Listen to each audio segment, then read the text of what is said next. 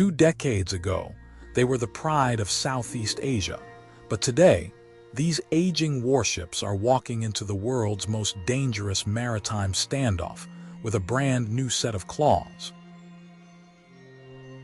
Commissioned in 1999 under the British F-2000 design, the Royal Malaysian Navy Lekiu-Class frigates, KD Jebat and KD Lekiu, measure 2,270 tons.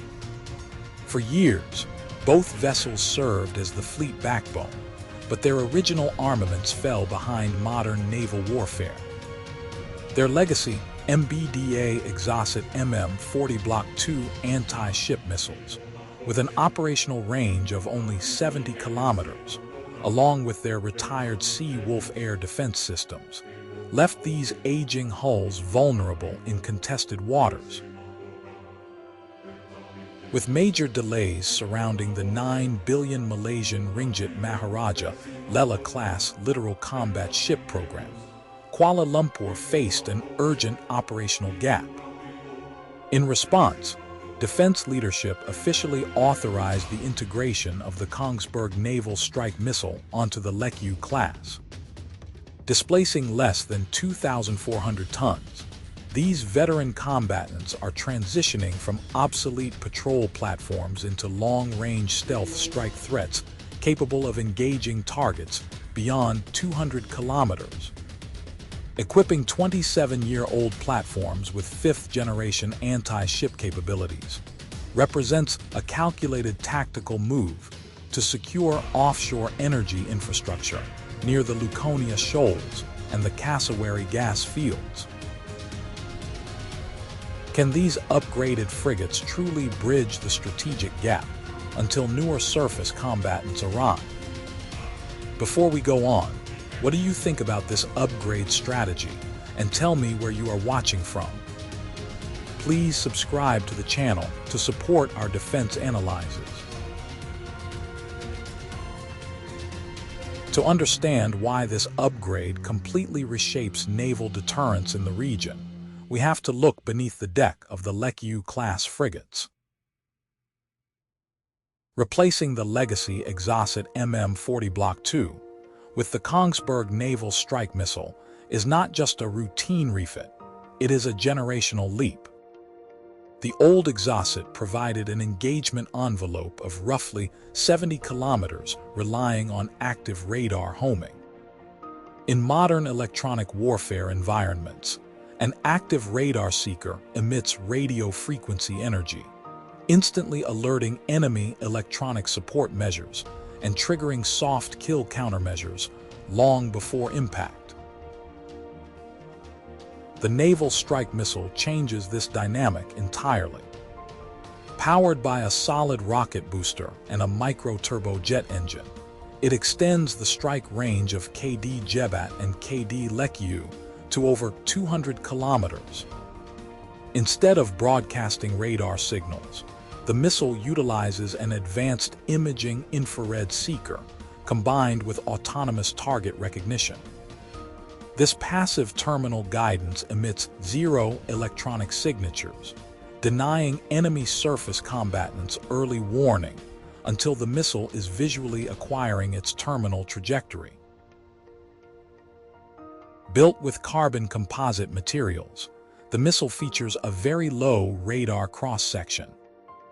During its ingress, it cruises just 2 to 3 meters above the sea surface, using passive terrain following navigation to weave around islands, rocky reefs, and coastal clutter. In its terminal attack phase, the weapon executes high-gravity evasive maneuvers, designed specifically to bypass modern close-in weapon systems. Carrying a 120-kilogram multi-purpose penetrating warhead with a programmable intelligent fuse, the missile can distinguish between military targets, civilian traffic, and decoys. By integrating 8 of these stealthy strike weapons onto each Lekiu hull, the Royal Malaysian Navy turns these legacy frigates into lethal anti-access and area denial assets, capable of delivering decisive strikes from well beyond visual range. This massive firepower upgrade fundamentally rewrites the naval playbook for the Royal Malaysian Navy across the South China Sea and the Strait of Malacca. Operating in contested littoral waters, larger naval powers deploy massive guided missile destroyers displacing over 7,000 tons. Engaging these capital ships in symmetric fleet battles would be tactical suicide for smaller vessels. However, with a shallow draft of just over 3 meters and a displacement under 2,400 tons, the Lekiu-Class can exploit thousands of small islands, coastal archipelagos, and shallow maritime contours along the coastline of Sarawak. Instead of projecting high-powered radar signatures that give away their positions, KD Jebat and KD Lekiu can operate under strict emission control. In this silent posture, targeting data is relayed from offshore maritime patrol assets and shipborne Superlynx helicopters through secure tactical data links. The frigate does not need to radiate radar energy to acquire its target.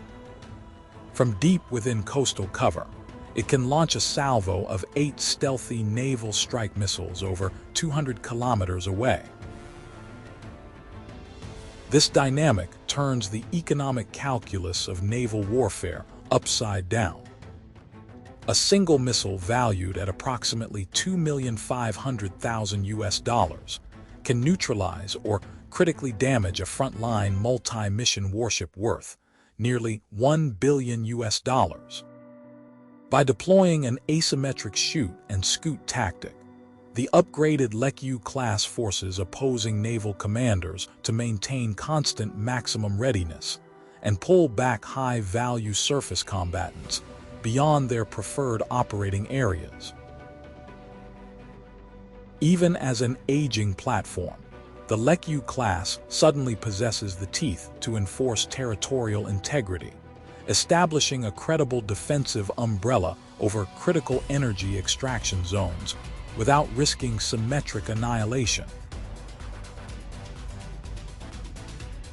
Despite this dramatic offensive transformation, the Lekiu-Class must still confront 2 harsh operational realities that no software update can fix. The first vulnerability is the complete lack of modern area air defense.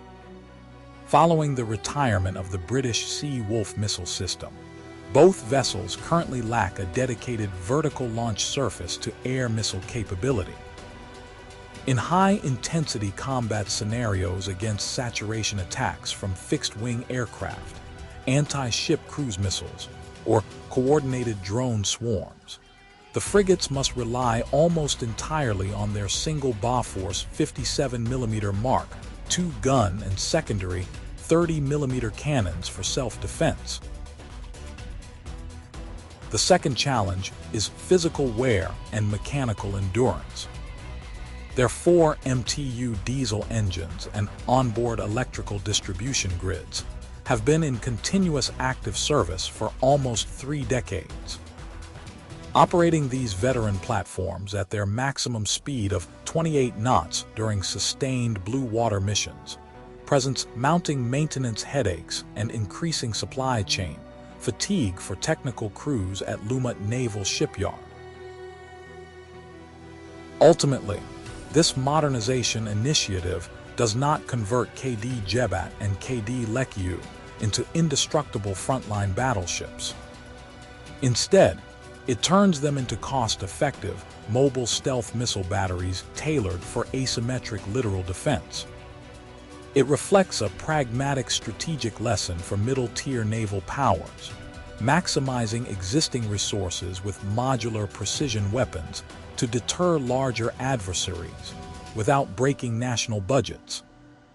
As Southeast Asian maritime tensions continue to evolve, can retrofitted legacy warships like the Lekiu-Class truly hold the line against massive purpose-built naval fleets, or are they merely buying borrowed time until next-generation combatants hit the water?